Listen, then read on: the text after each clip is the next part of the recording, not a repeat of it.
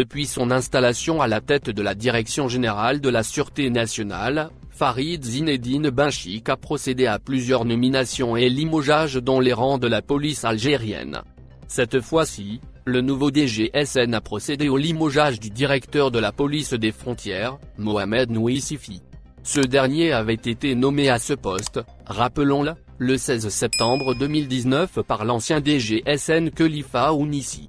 Il convient également de rappeler que Farid Zinedine Benchik avait été nommé, le mardi 16 mars 2021, à la tête de la Direction générale de la Sûreté nationale en remplacement de Khalifa Ounissi, a annoncé le ministère de l'Intérieur. Depuis, plusieurs changements importants ont été opérés au niveau de la DGSN. Le 22 mars dernier, Farid Benchik a, en effet, opéré des changements à la tête de la police des frontières, PAF, au port et à l'aéroport d'Alger, ainsi qu'à la tête des départements de la communication et de la coopération internationale. Nomination des chefs de sûreté des 10 nouvelles wilayas. Hier mercredi, le directeur général de la Sûreté nationale a procédé à la nomination des chefs de sûreté des 10 nouvelles wilayas promus récemment, selon un communiqué de la Direction générale de la Sûreté nationale, DGSN. Le DGSN a donc procédé à la nomination de 10 chefs de sûreté de ces nouvelles wilayas, et ce, après la promotion de 10 circonscriptions administratives dans le sud en wilayas à part entière, ajoute encore la même source. Il s'agit des wilayas suivantes, Timimoun, Borj Badodji Mokhtar, Beni Abbès, Ouled Djelal, Insala, Ingezam, Tougour, Djaneh, Elimguer, et Elmnia. La direction de la Sûreté nationale a précisé que les nouveaux chefs de sûreté ont été nommés parmi les cadres jeunes et compétents de la Sûreté nationale et avaient occupé, lors de leur parcours professionnel, plusieurs postes de responsabilité, à l'instar de chefs adjoints de sûreté des wilayas du Nord.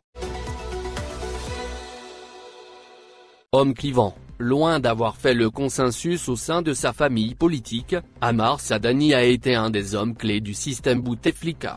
Même effacé, son installation au Maroc l'a remis aujourd'hui sous les feux de la rampe. On raconte qu'un jour, Bouteflika, qui, pourtant l'avait fait roi en le propulsant à la tête de l'Assemblée nationale en 2004, l'a interpellé avec des propos peu amènes. « Il est vrai que je me suis trompé dans ma vie, mais tu dois savoir que ma plus grosse erreur, c'est toi. » C'est qu'Ammar Sadani, installé au Maroc depuis quelques semaines, information non encore démentie, est un habitué des coups d'éclat, de sorties fracassantes et d'attitudes, quitte à faire des ordres ou à agacer, y compris son entourage ou ceux qui lui ont permis d'accéder à un poste stratégique en devenant un élément clé dans la hiérarchie de la décision sous le système Bouteflika.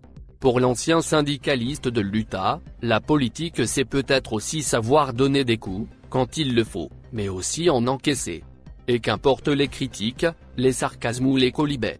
C'est aussi savoir s'effacer quand on risque d'être pris dans les tourments d'une éventuelle tempête, comme il l'a fait en 2020 en quittant les structures du FLN, dont il fut patron durant 3 ans, alors que le mouvement populaire poursuivait avec détermination sa contestation, en réclamant notamment la disqualification de l'ex-parti unique. Reste que pour un homme politique, qui fut de surcroît 3e homme de l'État, la retraite ne signifie pas la fin de l'histoire, encore moins échapper à son jugement. En décidant de s'installer chez Sa Majesté le Roi, Ammar Sadani redouterait peut-être d'éventuels soucis avec la justice d'autant que son départ de Paris où il dispose d'un pied-à-terre dans le luxueux quartier de Neuilly-sur-Seine intervenait dans la foulée d'un accord franco-algérien sur l'extradition. Un choix, après une tentative infructueuse de s'installer au Portugal. Selon le magazine Jeune Afrique, il n'est pas le seul responsable algérien à s'être installé chez le voisin de l'Ouest. Ils sont nombreux, mais dont l'identité reste inconnue. Pourquoi le choix du Maroc? La réponse se trouve peut-être, confusément, dans ses propos répétés encore en 2019 à propos de la question sahraoui et qui ont fait à ce moment-là les grosses manchettes de la presse marocaine. La relation entre l'Algérie et le Maroc est plus grande que cette question. Je pense que la conjoncture est favorable car il y a l'élection d'un nouveau président et le changement de système en Tunisie, l'Algérie se dirige vers une élection et un changement de système, la Libye aussi vit une transformation. Tout cela peut concourir à relancer l'unité maghrébine comme l'ont voulu les vétérans du FLN et de tous les partis nationalistes, du Maroc, d'Algérie, de Tunisie et de toute l'Afrique du Nord, avait-il affirmé. De quoi plaire au Palais Royal. Vu sous cet angle, son installation peut se décliner, a posteriori, comme un renvoi d'ascenseur. Le percussionniste percutant. Et si elle focalise la curiosité, c'est parce que ce natif de Moulard en Tunisie, en 1950, originaire d'Oued Souf, n'est pas un politique ordinaire. À son actif, des faits d'armes dont peu d'hommes politiques en Algérie peuvent se prévaloir. Arrivé à la tête du FLN en août 2013, après un parcours de député et président de l'Assemblée de 2004 à 2007, dans des conditions controversées, sur ordre de Bouteflika qui venait de rentrer de France après un séjour médical suite à son AVC quelques mois plus tôt, il se révèle, en écartant Abdelaziz Belkadem, comme un redoutable rouleau compresseur. Chargé de préparer le 4e mandat, assuré du soutien du chef d'état-major, le défunt Gaïd Salah, Ammar Sadani que certains affublent du vocable de percussionniste, pour avoir fait partie de la troupe de Menet, engage très vite une guerre sans merci contre les détracteurs du président et contre les perturbateurs, à ses yeux, de la sérénité du parti. C'est ainsi qu'au début de l'année 2014, alors que les manœuvres faisaient rage dans le sérail en perspective de l'élection présidentielle opposant les partisans d'un nouveau bail pour Bouteflika, très diminué, et ceux qui planchaient sur une candidature de succession, Ammar Sadani fait une sortie fracassante en s'attaquant, fait inédit dans les annales de la politique algérienne, au puissant patron du docteur d'alors, le général à la retraite, Mohamed Medienne, dit Toufik et dont on susurrait qu'il était hostile à un nouveau mandat du président déchu.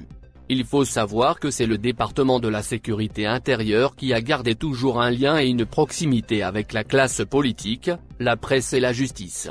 J'ai dit et je le répète, ce département a interféré dans le travail de la justice, des médias et des partis politiques. Pour le FLN, des colonels ont approché des membres du comité central pour me destituer.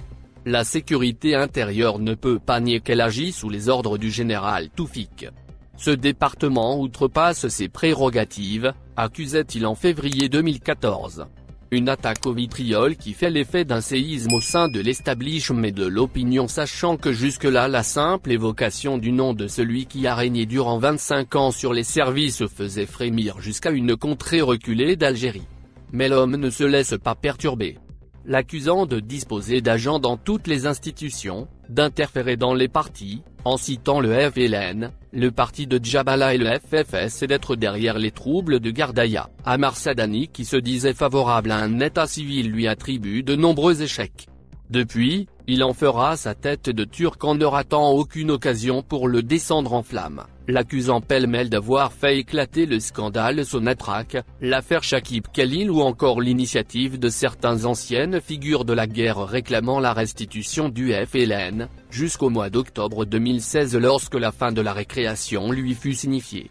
Il passe alors le flambeau à Jamel Ouledab, aujourd'hui en prison, en évoquant des soucis de santé. Mais il se disait alors que l'homme, féru de la poésie arabe à ses heures perdues, était devenu indésirable d'autant que la mission dont il fut chargé était arrivée à terme, notamment après la démission de Toufik, une année plus tôt. Effacé depuis, disparu des radars, il lance un dernier baroud en 2019 en accusant l'État profond, pour désigner les services, de manipuler le Irak.